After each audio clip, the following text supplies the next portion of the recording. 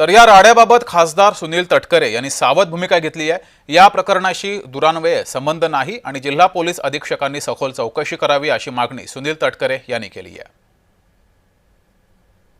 जिल्हा पोलीस अधीक्षकांना माझी विनंती वदा सुद्धा आहे, या प्रकरणाची सखोल चौकशी करावी, जे दोषी असतील त्यांच्यावरती कारवाई करावी। म्हणजे हिस्टरी शीटर असतील त्यांची यापूर्वीची सुद्धा हिस्टरी समजून घेत त्याच्याबद्दलची सुद्धा पुढील कारवाई त्या ठिकाणी करण्यात यावी अशीच माझी या निमित्ताने विनंती आहे।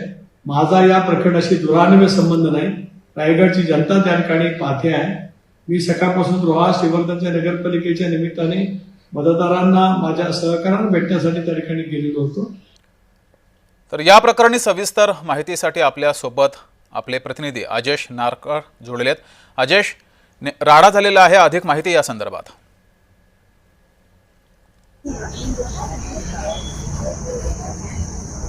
जगदीश, आज मतदानाच्या दिवशी महाड आणि रोहा या ठिकाणी महायुतीच्या मित्रपक्षाच्याच कार्यकर्त्यांमध्ये तुफान राडे झाले।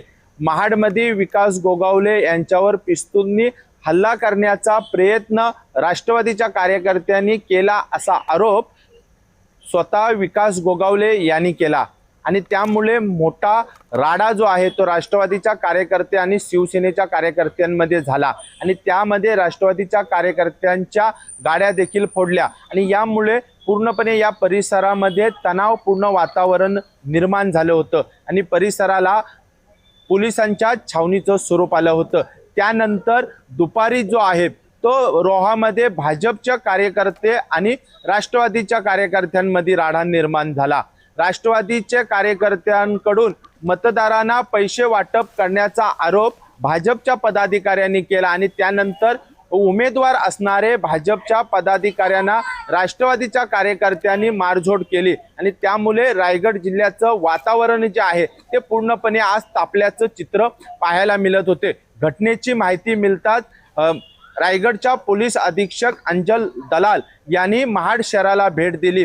संपूर्ण या घटनेच्या चौकशी करण्यात आली, मात्र अद्यापही कोणताही गुन्हा कोणत्याही दोन्ही पक्षाच्या कार्यकर्त्यांवर दाखल झाला नाही। रायगड जिल्ह्यात 10 नगरपालिकेच्या निवडणुका होत आहेत आणि काही दिवसापासून राष्ट्रवादी विरुद्ध शिवसेना, भरत गोगावले विरुद्ध सुनील तटकरे असाच थेट सामना जो आहे ते निवडणुकीच्या मैदानात पाहायला मिळत होता आणि शाब्दिक टीकेचा जो सुरू असणारा सिलसिला जो आहे तो आज रस्त्यावर लढण्यापर्यंत येऊन ठेपला आणि त्यामुळे रायगडचं राजकारण जे आहे ते आता सध्या तरी हाय व्होल्टेज झाल्याचं पाहायला मिळत आहे। एकंदरीत दोघांचीही प्रतिष्ठा जी आहे ती या ठिकाणी पणाला लागलेली आहे आणि त्यामुळं रायगड जिल्ह्यात नेमकं वर्चस्व कोणाचं यासाठी जोरदार मोर्चेबांधणी जी आहे ती दोन्ही नेत्यांकडून करण्यात आली होती।